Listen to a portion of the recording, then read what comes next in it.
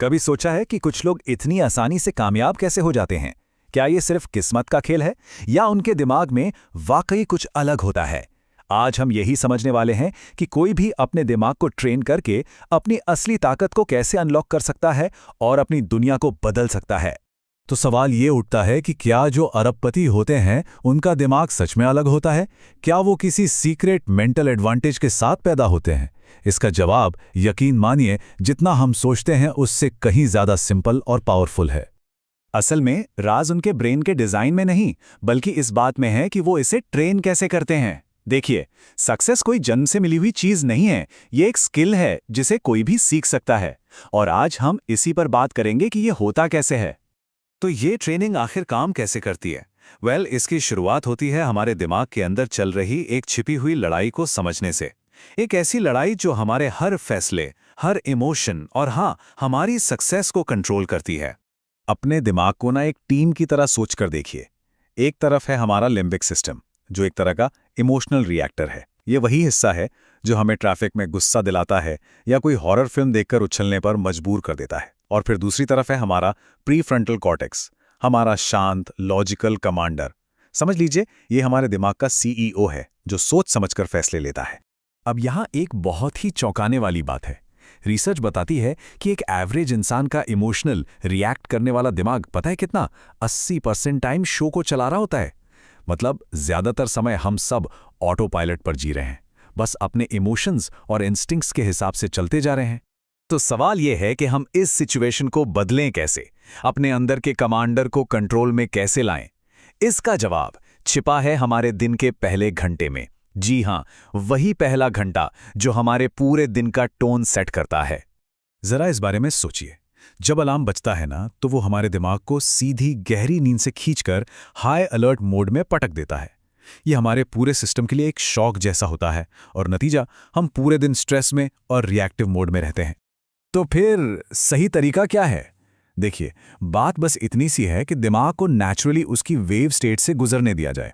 मतलब गहरी नींद यानी डेल्टा वेव से धीरे धीरे रिलैक्स्ड अवेयरनेस यानी थीटा और अल्फा में आना, और फिर जाकर पूरी तरह से जागना और फोकस्ड होना यानी बीटा वेव। ये एक झटके वाली शुरुआत नहीं, बल्कि एक जेंटल रैंप अप है जो एक शांत और फोकस दिन की नींव रखता है। लेकिन इस आइडियल वेकअप को असलियत में कैसे लाएं?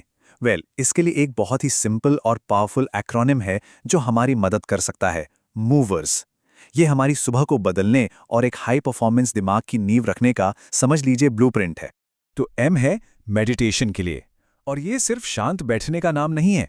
असल में ये अपने प्रीफ्रंटल कॉर्टेक्स को, यानी हमारे कमांडर को, फोकस करने की ट्रेनिंग देना है। हर सुबह बस कुछ मिनट भी दिमाग के इस हिस्से को मजबूत बनाते हैं ताकि हम पूरे दिन शांत और कंट्रोल में रह सकें। इसके बाद ओ है ऑक्सीजनेशन के लिए, मतलब गहरी और सचेत सांसें लेना। ऐसा करने से हमारे ब्रेन में ऑक्सीजन से भरपूर खून पहुंचता है, जो मेंटल फॉग को साफ करता है और हमें इंस्टेंट एनर्जी देता है। आप इसे अपने दिमाग के लिए एक नेचुरल कॉफी कप समझ सकते हैं। फिर आता है विजुअलाइजेशन। नहीं, ये सिर्फ दिन में सपने देखना नहीं है, ये अपने गोल्स को मन ही मन में अचीव करने की प्रैक्टिस करना है। जब हम अपनी कामयाबी को विजुअलाइज करते हैं ना, तो हम सचमुच अपने ब्रेन को उसे हासिल करने के लिए, कह सकते हैं, प्रोग्राम कर रहे होते हैं। सुनने में शायद यकीन ना हो, लेकिन साइंस भी इसे सपोर्ट करता है। एक फेमस पियानो स्टडी है, उसमें जिन लोगों ने सिर्फ पियानो बजाने की कल्पना की, उनके ब्रेन में ठीक वैसे ही फिजिकल चेंजेस देखे गए जैसे उन लोगों में थे जो असल में प्रैक्टिस कर रहे थे। कमाल की बात है ना, हमारा दिमाग कल्पना और हकीकत में फर्क नहीं कर पाता, और ये एक बहुत ही ज्यादा पावरफुल टूल है। अगला है ई, यानी एक्सरसाइज। अपनी बॉडी को मूव करने से एंडोर्फिन जैसे फील गुड केमिकल्स रिलीज होते हैं। ये स्ट्रेस कम करते हैं और मूड को एकदम बढ़िया कर देते हैं। अरे, थोड़ी देर की वॉक भी हमारे दिमाग को जगाने और दिन के लिए तैयार करने के लिए काफी है।